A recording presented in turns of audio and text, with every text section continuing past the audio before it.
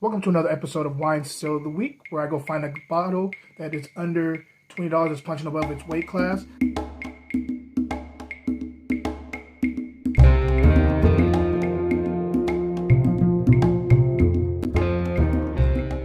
It's the end of the week, y'all. It's time for it. You know what it is.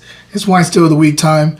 Hope everybody's having a wonderful week. I'm having a great one. It's been busy, but it's been wonderful. And I'm looking forward to next week and next week and next week and then that New Year's Eve. Because you know, me, that's one of my favorite days of the year is New Year's Eve going into New Year's Day. I do this thing where every New Year's Day, after all the festivities, everyone sleep. Even if I've been drinking a lot, I stay up till everybody sleep and I always write a poem on the New Year's Day, the beginning of New Year's Day. And so I'm excited to get one off this year, especially after putting out my poetry book at the beginning of the year. I'm happy to get a new one off January 1st, and hopefully me and her will be vacationing somewhere close, not too far, because I still got to work. So yeah, man, I'm looking forward to New Year's Eve. I hope everybody else is too. But you're not here for that. You're here for the wine. And today we have a really cool one. As you can see, I'm dealing with white. As cold as it is out here in Northern California, especially at nighttime, which is when I'm shooting this.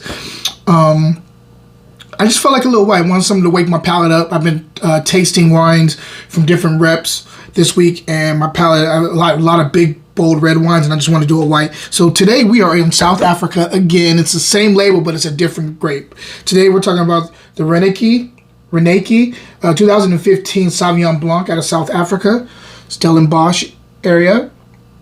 And this is interesting because its age is 2015, and normally white wine, you know, they like the freshness of white wine, especially Sauvignon Blanc.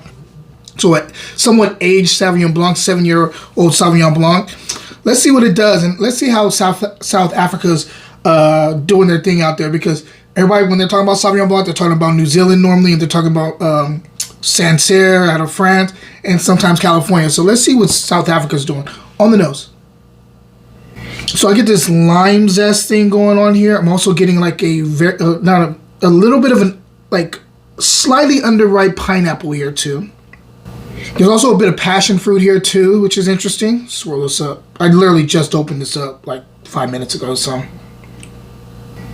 there's like a kind of a green apple, but a little bit of candied, like sugarfy, like kind of a little bit of candied green apple here. I'm getting a bit of banana and some kiwi here too. And maybe even like a little bit of a green herbal thing. Let's go ahead and taste it and see if everything translates into the palate.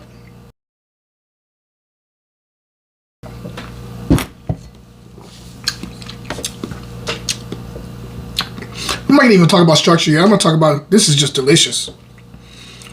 It's pretty seamless on the palate. It's like all those things I was talking about as far as fruit. It's seamless on the palate. There's no stopping. There's no like, oh, is this really this fruit or is this another type of, it's like they're all together. They're all mashed up together. It's like a fruit salad. And it's delicious.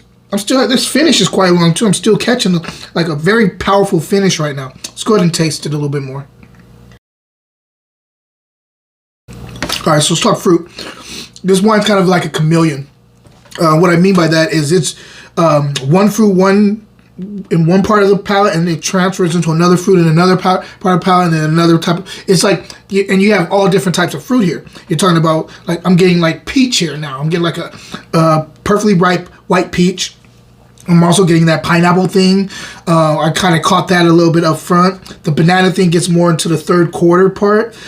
So it's really jumping from fruit to fruit. There's a little bit of a kiwi thing on the finish here. And with all that said, those fruits I was just talking about, this whole thing is edged out and rounded out by like this kind of lime zest thing, which is joins the kiwi on the finish, and they just kind of punch it out as they're going down your stomach or going down your throat to your stomach. It's a good wine. Acid, I wish was a little bit higher. That's the gripe I have. But as far as deliciousness, this is good. Let's taste a little bit more. I'm pouring a little bit more. It's Friday, you know. It's 5 o'clock somewhere. I'm joking. It's late here, and it's Thursday. Well, no, it's Friday. It's early morning Friday. So anyway, let's taste a little bit more. It has great minerality that also kicks in on the finish. This finish is for a white wine. This is a pretty, like, it picks up steam on the finish. acid, if I was to call it specifically, because I said it could have a little bit more acid, I would say this is the top side of medium, almost venturing into medium plus. The only problem is, I think if it had a little bit more, it would pop this up, but it's still really good. Like I said, this is seamless on the palate, so it doesn't taste like there's too many flaws here. There's a little bit of like a savoriness too that I'm catching in the mid palate too, and something herbal. It's a delicious wine. I highly recommend this wine. If I was to score it, even though like with this beautiful age on here, organic grapes. They say, oh yeah, by the way, they say this is no pesticides or artificial fertilizers were used on this wine. So this is definitely certified natural wine, organic grapes too, made with organic grapes. If I was to score this wine still of the week will be right back. If you know me, you know I love hats and you know I love wine. So why not do wine inspired hats? Go check them out on my online store. I have wino hats, brown wino hats, black wino hats, fig hats. I think you'll enjoy it. Cheers, guys. Now back to the show.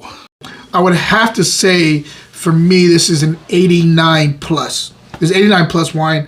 I think if I had it open longer and it was a hot day, I was out there with my boys and we just kicking it, talking mess, playing bones, drinking this wine, I would probably be more at 90. But it's cold out here and I'm by myself. And I'm tasting wine, and it's definitely not the time to be drinking white wine for me, but 89 plus is a good score. This is a very good wine. I highly recommend it. I'd probably get a case of this, to be honest with you, because where I found it, where this still is located at, I got this at grocery outlet, but the problem is it's not at every grocery outlet, so hopefully if you have one in your area, you can find this. I got this for $7.99, so $8 for this wine, and this is punching way above its weight class. I would say this is a $30 bottle of wine, in my opinion. With the age, you may even pop that up to $35. Very, very good wine. And if you can see this like little writing when I did the red bottle option of this, they had the writing on the side, and I really think that's cool on the label. So anyway, hope everybody's having a wonderful week. I hope this is the perfect episode to kind of lead you into the weekend. I hope you guys drink something really, really good this weekend. And let me see, question of the day. Here's a good one. The two highest acid white grapes, naturally acid white grapes that everyone knows about is Riesling and then Sauvignon Blanc. Between the two, what's your favorite grape? I'm just curious. I know a lot of people, most people will lean towards Riesling, but I know there's some Sauvignon Blanc lovers out there too. So let me know. And guys, until next time, cheers.